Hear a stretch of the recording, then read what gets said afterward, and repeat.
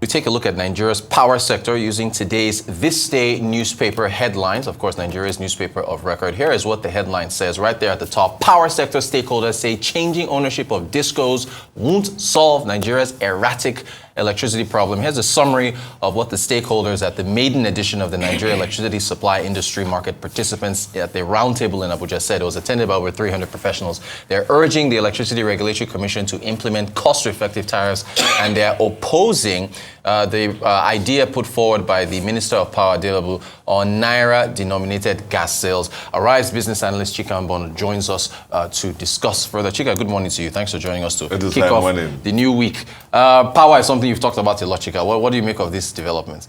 I mean, oh God help us. Well, I mean, we know the issues of power in Nigeria. Yeah. And I thought my generation would not pass, without, Nigeria resolving the problems of power and it's getting to that. And we saw the report that said that our private generators in our homes give us about 40,000 megawatts in a year. Wow, yeah. Whereas the government, the GENCOs, as we have it, push about 4,000 megawatts into the system compared to the 40,000 megawatts that independently, all of us, our generators cumulatively, power for the homes. You can tell the porosity of the public power system, and it's really difficult to talk about the power system in Nigeria, and it's not a one-stroke solution. If you look at the spectrum, the two ends of the spectrum are the GENCOs, who are there generating the power, and the consumers at the end. Consumers, whether they're commercial, whether they're industrial, whether they're residential. So you have the GENCOs there, and then the consumers at the end. And of course, in between those, you have all the other stakeholders in the play. And so every element of the spectrum, the framework, has challenges. If you start from the GENCOs, those who generate the power, even I think they are a little they are much better these days. That's where you have the Tony Lumelus. That's where they have the $10. So you can understand what's happening in that framework. And the issue has been Nigeria's problem is not really generation, but the Nigerian problem is distribution. Because what even generating, we're not even distributing. But so start from that segment, that's beginning of the framework. Let's call it beginning. The GENCOs need to get gas from the gas producing companies to power their plants. And the reverse is the payment for the gas supplies. Yes. And the power that is generated is sent in bulk to the transmission company of Nigeria. The transmission company of Nigeria is in the center there. Yeah. And then who now passes the power on to the distribution companies in Nigeria, the discos. And then of course, the flow back, the discos now then pass on the power to the consumers. Yes. The industrial, real estate and commercial consumers. And the flow back are the payments that come through that way. Consumers paying to the discos passing the payments to another parastatal called the NBET, Nigerian Bulk Electricity Trading Company, who now passes the money back to transmission company of Nigeria and then to the GENCOs. So you will find that those who liquefy the system, the consumers, me, you, and that at the end of the spectrum. And so if we don't get the power to the consumers, there's nothing to pay. That's why people have quarreled with the fact that a lot of times power don't get there. And so I've mentioned to you the GENCOs, I mentioned to you the gas producers, I mentioned to you the transmission company of Nigeria, I mentioned to you the discos, I mentioned to you the NBET, Nigerian Bulk Electricity Trading Company, of course, overall Nigerian Electricity Regulation Commission, having the overall framework. Every element of it has challenges. Now, the minister said that he wants to pass on the discos to the state government. Yeah. Now remember what I said. Every part of the framework has their challenges. Yeah. The GENCOs, generating companies, are not getting enough gas. The gas companies who say when they supply gas, they don't get the right pricing and payment on time. Right. There's some transmission company in Nigeria, outdated equipment, breakdowns, and discos, outdated equiment. The issue of privatization, when they were sold, we believe that you require two things: technical competence and the finance structure or financing capacity to buy new equipment. We didn't do those. And so you have those who have those plans now. I don't want to go into the shenanigans about their finances there. Yeah. So everybody, the framework has challenges. Now, so you want to pass it on to the states. This goes to states you've analyzed. States have analyzed. Now, for our viewers, let's say 36 states of the Federation plus FCT, or 37 states now based on Supreme Court. And so, some of these states are owing teacher salaries. Exactly. Are owing pensioners. These states, there are almost 30 of them, didn't have a single, from beginning of the year to now, foreign direct investment into the states. These states, some of them, if you pass through them, the roads are not motorable.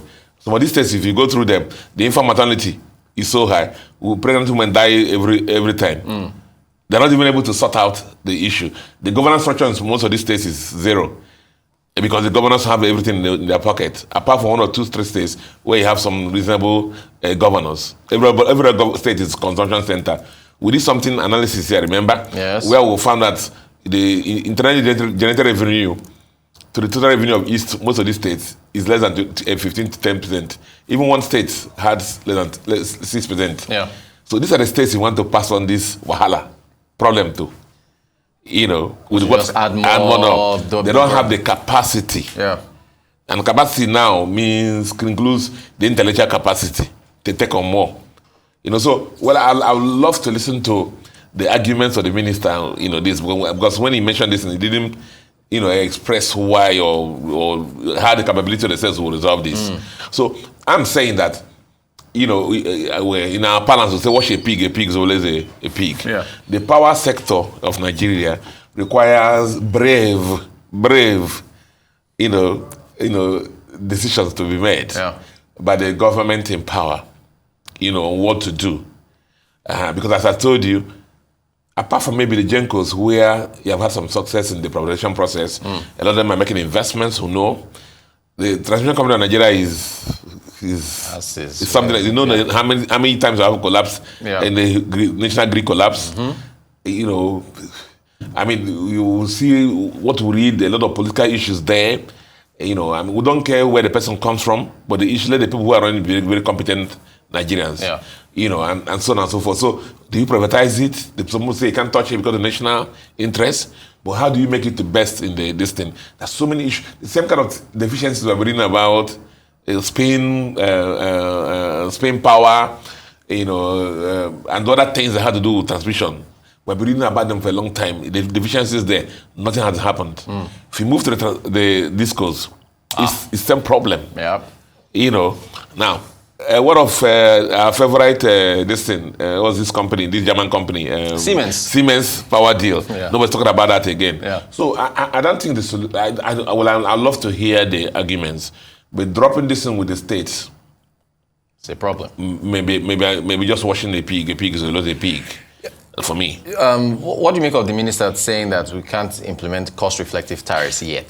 That is to cause burden to... See, bro,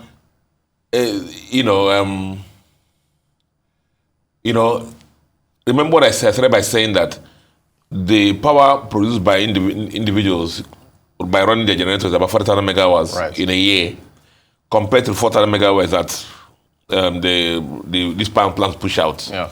Now, so you want to do cost-reflective tariff, and we want to pay for the power. Yeah. I'll give you an example. You travel to the UK, you cook food. All the food you cook will last you for 1 year. If you go down and dump it into your freezer, by the time I eat it after 6 months, the taste does not change. Right. Because the power remains the same thing. So it saves you what? Cost. Right. But over here, cook your favorite oha soup, egusi soup, and store in your fridge and travel to Abuja. By the time you come back, it's water. Because the light has gone up, like you wouldn't understand because you're bachelor. No, I threw my soup away yesterday. You just predicted what I did. I threw my soup away yesterday. So the point I'm trying to make, look at the money wasted by throwing your soup away. Right. If somebody says, pay more money, so that by the time you come back, your soup will be okay. Yeah. Because there'll be power will be regular. You will do that. Right. But you can't be talking about cost reflective. We'll be talking about there'll be increases in the power rates and power rates, and the number of hours given to us it's still the same. Right. Indeed, it's getting worse these days. So that's the point. So when it's talking about cost reflective, we want to pay. We are willing to pay. Do you know the stress that we have because of lack of power?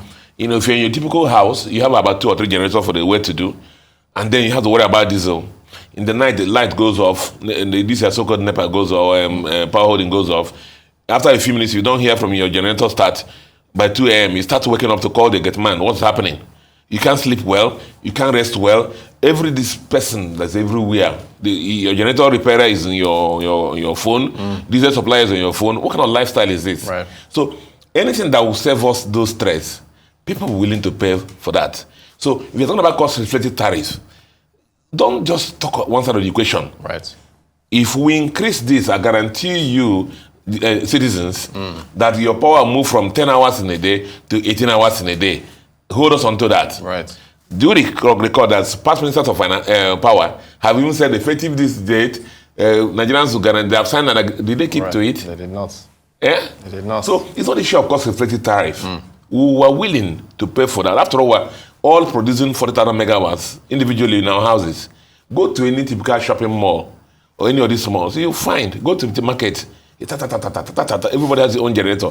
That's one way I went to Awolowo Road here near, where our studio is.